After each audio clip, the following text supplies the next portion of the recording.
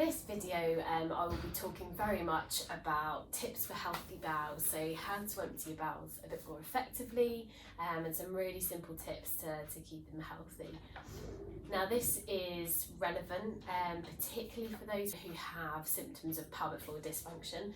So for example, if you've watched any of the videos because you're struggling with any form of incontinence or overactive bladder symptoms, or for those who have a vaginal prolapse or may think that they do, you may remember that some of the causes of those could well be things like constipation. And that's because obviously with constipation we're more likely to strain. So we just want to make sure that we're emptying our bowels as effectively as we can be without putting pressure on the pelvic floor. Even if you're not struggling with symptoms of constipation, this video is still very relevant and worth a listen to. So before I talk about ways to effectively empty your bowels, so position when we're toileting, just a few real basics to kind of remember. So routine with the bowels is really important. So if you are somebody who struggles with that, then hopefully some of these points might be helpful. Keeping your fluid intake up throughout the day, keeping yourself nice and hydrated, so around about that 1.5 to 2 litre goal is recommended, unless you've been otherwise informed by your GP. And then regular eating patterns, so that three meals a day, and looking at that balanced diet. If you're struggling to go, then perhaps first thing in the morning, waking up, having something to eat, so your breakfast for example, or if you're not a big breakfast eater, perhaps even something like half a banana. The first meal of the day stimulates a reflex within our gut and our stomach, which basically gets a little bit of food in and says, oh, we need to move along, so it starts to get the bowel going. So by stimulating that reflex, that can really help with getting the bowels to open. Combine that with a hot drink, so hot water and lemon, tea, coffee, decaffeinated if you've been advised otherwise, but something warm, something hot, a hot drink with that.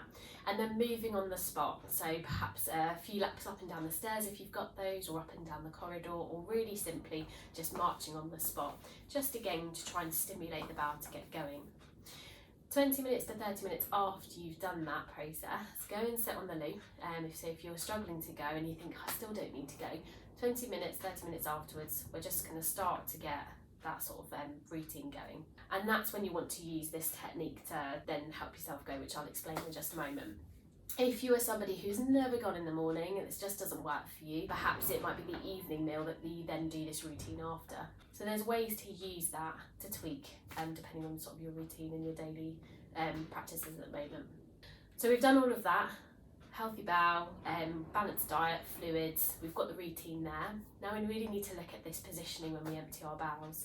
And this is really important even if you don't have any bowel problems. And what I've got here is a footstool, okay? So this one's specific, it's got a cutout for the toilet.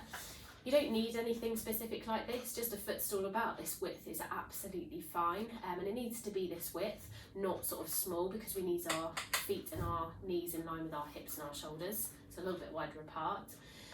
If this is an absolute no-go for you, you don't have space, you don't like the look of it, you don't want this in your toilet, that's absolutely fine. Ways to mimic this are maybe a couple of books that you could pop your feet up onto, or packs of loo roll for example, but just something to get your knees higher than your hips. So I'll just show you sort of in this position, so feet sort of hip width apart in this position, leaning forwards. Now this is really important because as human beings we are designed to go in the squat position. Our lovely nice comfortable toilet sitting upright are not ideal, so being in this position puts us in that sort of squat position with our knees higher than our hips, and what that does is it gets part of the pelvic floor around the back passage to lengthen and open, so we're not having to push against the muscle that's switched on, so we're nice and relaxed in this position. If we think we need to go, then first of all make sure that your belly is nice and relaxed and we're not sort of holding on here. And instead of straining to empty the bowels, that pressure that we push down onto the pelvic organs and our pelvic floor, we want to try and avoid.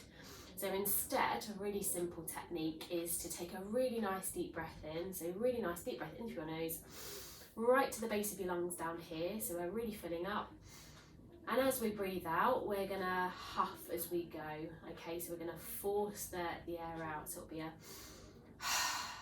and as we do that, we're creating pressure in our tummy. So it's a bit like we're trying to inflate our balloon through our stomach, make it nice and hard. Or another way of thinking about it is if you had your jeans on and there was a button there, you're trying to pop that button off your jeans. So just to explain that again, feet on the footstool, leaning forwards, nice and relaxed, belly's nice and relaxed. If you think you need to go or you're trying to get your bowels stimulated, take a nice deep breath in. And as we breathe out, we're doing that huff and we're pushing our belly forwards. And it might be that you do that 3 to 4 times. Don't sit any longer than 5 to 10 minutes. If nothing's happened, get up and move away.